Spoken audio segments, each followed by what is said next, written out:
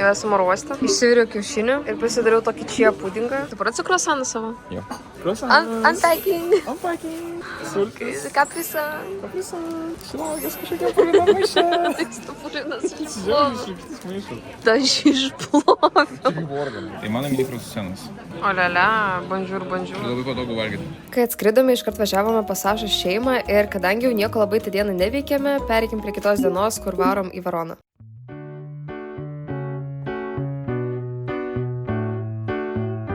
Mano pusryčiai.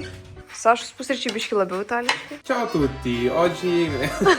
Cringe čia buvo? Ne, niekada. Kaip matot, pas mane kosmiškai itališki pusryčiai susidaro iš labai įtartinai sovietiškai atrodančių sumuštinių. Šitas baigėsi, ir mama galvą nurausė, jeigu aš atgal pasakysiu, o, mes pabandom. Bet aš nesuprantu, kodėl tai sunkiai pilasi, žinai, jis toks.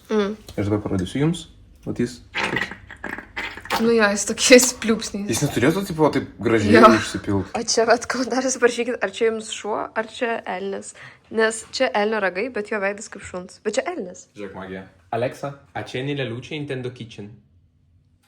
O, čia yra naujosios technologijos. Yep. Saša užsakė žiauriai kietą daiktą iš Amazono.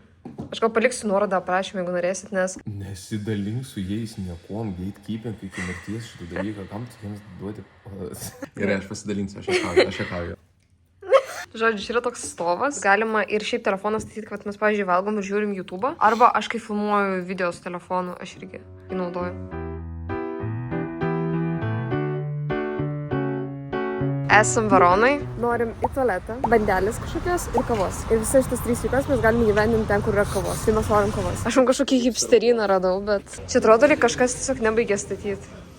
Pirmą kartą matau tokį kokybišką popierių čekių. Oho. Čia atrodo popierius, kurį naudoja knygoms spausdinti, jeigu jis būtų biškis storesnis. Perspaudžiau. Žodžiu, šitą aš išsaugosiu ir šitą aš išsaugosiu savo kelionių dienoraščiui. Gerai, aš išsaugau. Saša kaip narkomanas vaikštas su šito dalyku iš Tailando. Jis šiaip yra skirtas užgulusiai nosį, tu tą žinai?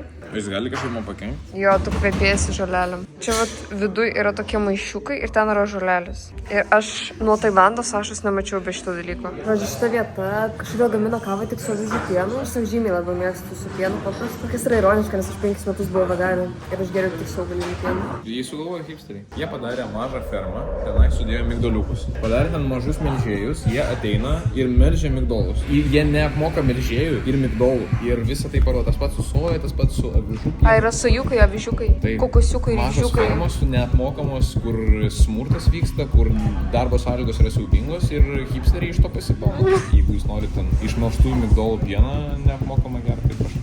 Čia jūsų gyvenimas, jūs pasirinkite. Aha. Priėjom kažkokį koliziejų. Atrodo, visai panašiai kaip Romas. Čia priėjom kažkokį kalėdinį turgelį, bet nieko įdomus ten nėra. Atrodo, tiesiog biški gariūnai ir va kažkokie bliniukai, čia va fritėlė. Neįsivaizduoju, kad ten kaštonus jaučiu kepą ar ką. Kvepia degėsiais. Kur yra Pizos bokštas? Pizoj? Pizos mieste? Pizos mieste. Tada aš buvau prie jo.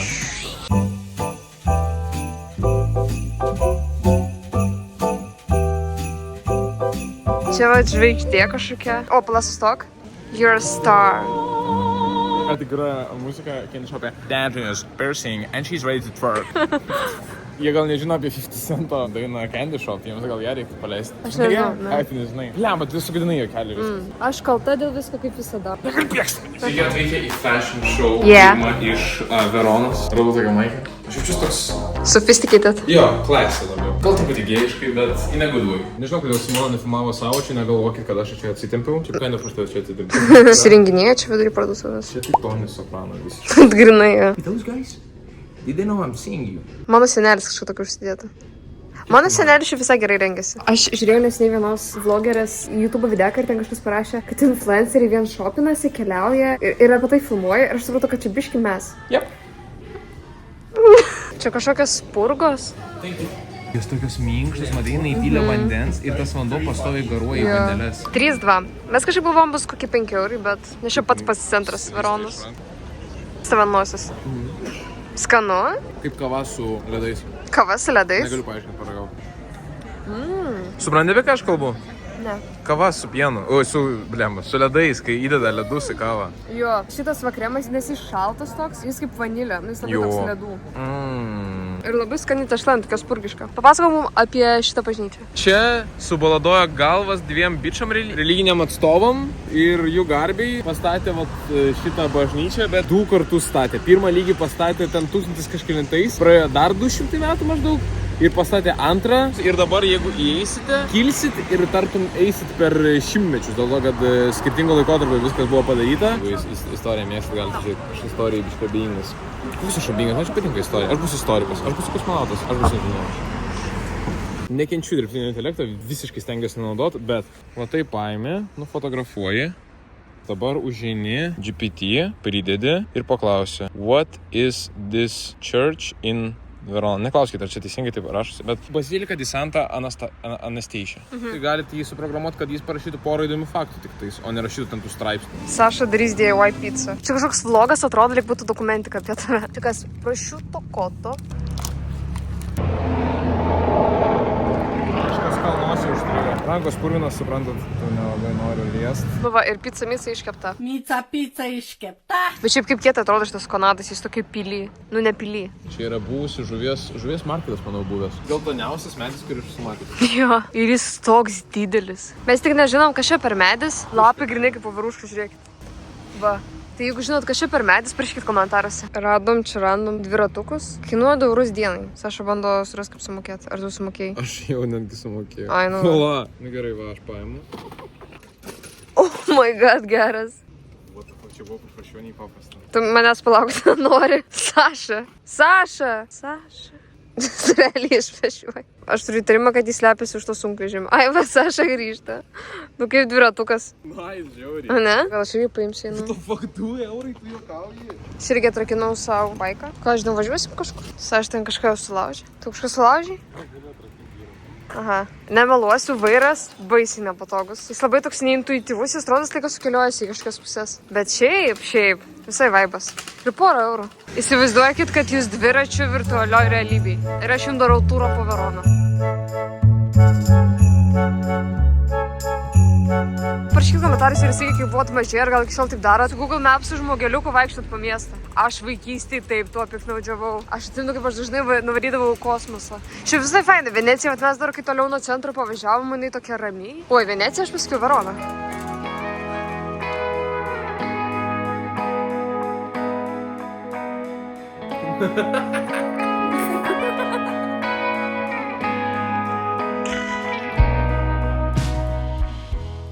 Beje, jeigu žiūrite šitą video, tai greičiausiai patys mėgstat keliauti ir taip kaip man prieš kelis metus papasakojo apie tokį dalyką kaip eSIM ir kaip daug tai man gali sutaupyti kelionėse, tai ir aš šiandien jums noriu papasakoti apie Seilį, kurie įremia šiandienos video. Seilį yra programėlė, su kurios galite savo telefoną instaliuoti eSIM ir tai šaliai, kur keliausite, įsigyti interneto planą. O tai tiesiog reiškia, kad kai jūs keliausite į kitą šalį, tai nei jums reikės permokėti už savo lietuviško tiekėjo siūlomą tarifą, nei jums reikės pirkti fizinę SIM kortelę, kas nėra patogu, o ir dažnai būna perbrangiai. Seilį turi planų ir Europos šalims, ir Kanadai, Amerikai, Japonijai, Tailandui. Žodžiu, pas juos yra planų virš 200 regionų. Tai juos naudojau ir Amerikoje, ir Kanadoje, ir Japonijoje, ir Tailande, ir labai pasiteisino ir kainos prasme, ir tiesiog patogumo prasme. Tai jų planai jau yra labai prieinamų kainų, bet jūs dar gali gauti minus 15% pasinaudoję mano kodu SIMONACIM. Tai Seilį labai ačiū, kad turėjome šį video, o jūs labai kviečiu išbandyti, pati jau labai ilgą laiką juos naudoju ir tiesiog nuoširdžiai galiu parekomenduoti. Nuorodą palieku aprašyme ir kodą žinau.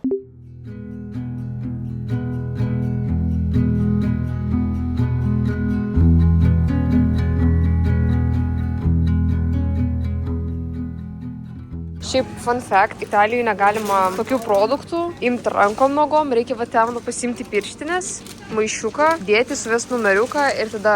Ir man kepenis skauda, gal žinot kažkas, kodėl man skauda kepenis? Žinokit, va čia, jeigu kažkas gydytojas esat, žiūrėsit, man va čia, va, ir man kartais, man toks skausmas, toks aštrus skausmas, karts nuo karto. Kiek tu pasigyvęs dar iki tamo? Aš nemanau.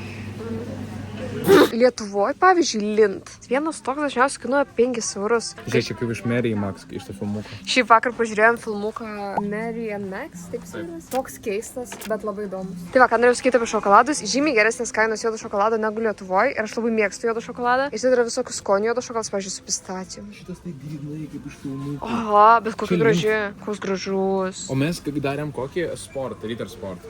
Jo, mes darėm, va, Ritter Sport. Savo šokoladiukus. labai bloga pradžia. Ir mums leido netgi nusifotografuoti ir mes turėjom savo custom pakuotę, Taip. o jūs neturėjote. O mes turėjom. O jūs ne atprenumeruokite. Galit mane prenumeruoti ir atprenumeruoti. Aš Simonas nelieskas. Gerai, kol Saša matuojasi Maikė, aš greit parodysiu holą. 100% šokoladas. Kaip sakiau, paimu šitą su pistacijom ir su druska. Su druska mes jau ragavom. Mums labai patiko. Ir dar paimu tokį dalykiuką. Man atrodo, pas mus Decathlone yra čia toks water drop. Ir tokį įdedi į vandenį, va tokią vieną tabletukę. Išmaišai ir gauni va skoningą vandenį. O, šitas labai nice. Šitas šiaip labai fainas. Man jis toks žvejo. O tai ką aš dabar laikau? O. Jeigu jūs savo negalit kažką leisti, tai jūs visada galite pasiskolinti. Kreipkitės finansinį patarimą. Aš jums duosiu visus finansinius patarimus, kurių jums reikės. 102 eurų. Aš manau, tai visiškai tai neverta yra, bet... Kaip sustriukai atrodo? Labai tėvukiška, bet tai nebūdai. A, tai tėvukiška atrodo. Labai daug tėvukiška. Bet šiaip cute. Cute? Tai atrodo kaip iš Kanados. O čia tai jau. O čia tai kitas reikalas. Žinai, kai kas jaučiuosi kaip tos Chandleris iš Friends. Vėlgi, čia turbūt yra vyriškas, nes čia yra esas ir jis man jaučiasi gan per didelis, bet jis labai jaukus. Šios kaip kanadietė, kuri haikina.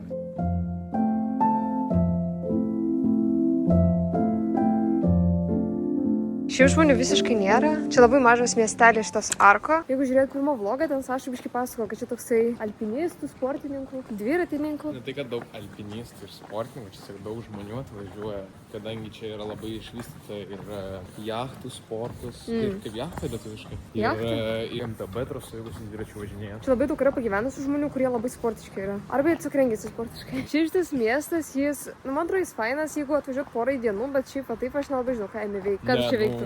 Tu čia gyvenai? Taip, aš gyvenau. Vaikščiai į salę? Nu, visų pirma, čia reikia turėti kažkokį darbą, arba nuotolį, arba gyvai, arba mokytis. O aš neturėjau nei darbo, nei mokytis. O nėra taip, kad tu gyvenime bet kokią atveju turi turėti darbą. Nu kodėl, jeigu tu gyveni kur nors New York'e, tai tu gali, žiūrėk, jeigu tu turi pinigų New York'e, tu sugalvosi ką veikti. Bet jeigu tu čia turi pinigų, tu vis tiek nežinosi ką veikti, nes tau reikės varyti į Milaną turbūt, ar kažkokią Veroną. Nors būtų pas mane pinigai, aš sėdėčiau visą dieną namie ir žaisčiau ir kompu ir visiškai man būtų ramu ir... Gerai, Saša, ką tu darytum, jeigu tu turėtum beribį pinigų O po to grįžim prie temos šito miestelio. Taip. Aš vis pirma pradėčiau vaikščioti salę, nes aš ją dabar nebevaikštau. Aš keliaučiau žymiai daugiau. Išsikraustyčiau gyventi Japoniją, nes pas mane būtų pakankamai pinigų tai vizai. Taip. Nomeda. Aš tenai išsinuomočiau, bet mes kartu. Right? Taip. Mes išsinuomotume butą, žiauriai kietai apstatytume, padarytume mūsų secret space, žinai, kur viskas būtų, kur ten Simona turėtų savo kambariuką, kur jinai galėtų apdaryti savo ofisą. Aš turėčiau savo ofisą, kur aš padaryčiau gaming room / ten kažkokį... Aš dar padaryčiau kavos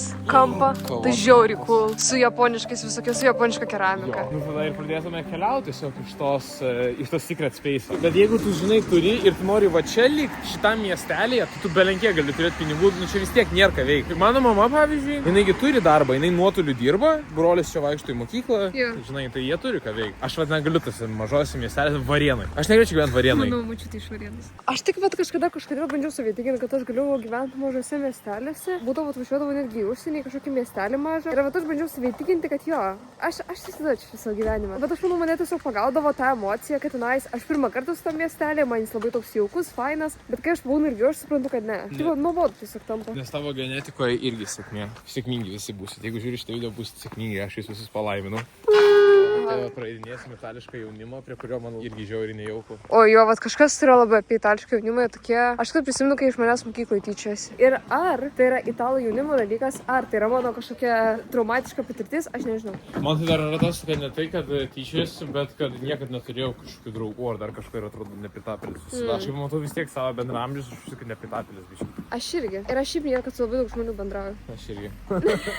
Ne, bet tikrai aš bandžiau pradėti bendrauti su žmonėmis ir aš visada jaučiuosi kaip šūdo gabalas po to. Ir man pastoviai reikia kažką daryti, ar tai rūkyti man reikia, ar tai gert, kad su kažkuo bendrauti, nes visi kažkokie turi, žinai, turi vis tiek barą kažkokį ar dar kažkur ir aš nenoriu tą barą. Iš mano patirties irgi, esi tipo kažkokių draugų kompanijų, tai labai dažnai tipo ką jūs bendro daro, tai arba gerat, arba rūkat. Bet gal mūsų šūdnos kompanijos, aš nežinau, bet aš buvau daug skirtingų kompanijų. Tai bet aš irgi. Aš netgi turėjau nerdų kompaniją, kur grinai vien žaidė žaidimus ir po to, kai jiems sukako 18 metų, irgi pradėjo gerti. Taip labai dažnai atrodo, kad tam, kad tu palaikytum ryšį su kažkokia draugų kompanija, tu turi arba gerti, arba rūkyti. Ne, čia vis tiek yra Lietuvos dalykas dėl to, kad Kanadoje, pavyzdžiui, visai kitokie jauni žmonės. Šiaip jo. Jie kažkokie kaip nesunokia, aš nežinau. Bet ir aš jaučiuosi toksai, aš nesuprantu, kad aš suaugsiu pagaliau. O ką reiškia jūs suaugusiam?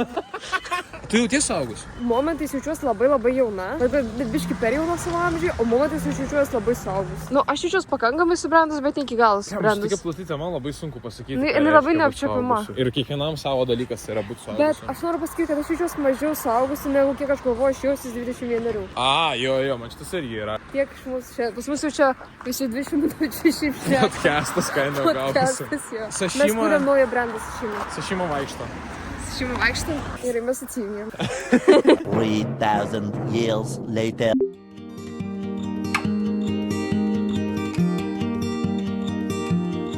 Laukiu Flixbuso, važiuosiu į Milano oro uostą, labai neišsimegau. Kai visą Flixbusą tiesiog mėgosiu. Mane plyšo maišas, iš ten turiu obuolį, turiu servetėlį, turiu šokolado biškį, šilutį išsiėmiau. Ai, ir jogurtą paėmiau, šaukštelį. Lemba, aš ir taip dažnai esu kažką paėmus, ką reikia valgyti šaukšteliu ir nepaimdavau šaukštelį. Ir nevalgydavau tiesiog. Tiesiog nuveždavau atgal namo. Varau porą dienų anksčiau aš, jis dar papūsiu šeimą ir atvažiuosiu. Mano skrydis šiaip yra 2 valandą, bet o man atrodo, bet iš šito miestelio Flixbusas į oro uostą Milano varo tik vieną kartą per dieną kažkodėl 7:05. Varysiu į tą mažą miestą, į Milano oro uostą. Aš ten skrydis tik 2, o aš namus 10 ryto. Tada aš atskrendu į Kauną 6 kažkur ir Vilniui tik aš būsiu apie 8. Viskas, mano Flixbus atvažiavo. Aš varau. Later. Dalykas numeris 1. Aš jaučiuosi kaip šūdo gabalas. Jūs mane girdite. Antras dalykas, jeigu jūs kada nors varysite į Bergamo oro uostą, jeigu, pavyzdžiui, jūs kaip aš būsite tokia situacija, kad jūs turite gerokai per daug laiko, čia yra priešais grynai oro uostą didžiulis prekybos centras. Žinot, oro uostą kava kainuos 5 eurus. Turbūt, aš nežinau, aš nežiūrėjau Bergamo oro uostą kainą. Čia kava kainuoja, €7. Nežinau, tikiuosi, bent kažkiek kofeino mane prabudins, nes labai dažnai kofeinas man tiesiog sukelia nerimą, o ne prabudina. Čia dar yra toksai kaip food courtas su daug visokio maisto. Aš jums gal vėliau parodysiu, bet aš žodžiu už 9 eurus. Paėmiau tokias kaip salotas. Manau, svarbiausia rasti išėjimą iš čia, nes biškį pasimečiau. Ir viskas, eisiu į oro uostą. Va čia tada taip išeini į parkingą iškart. Matote, ten ženkliukas į oro uostą. Ir va realiai ciokaini. Tai va, ir perėjus kelią čia ir yra oro uostas. Šiaip atrodo kelias painiai, bet čia visur yra rodiklytas. Ir čia jeigu jūs tiesiog eisit pagal vieną kelią, tai nepasiklys. Nes čia, nelabai yra kur nusukti. Tai va, ir va čia šitas prekybos centras, špys gigantiškas.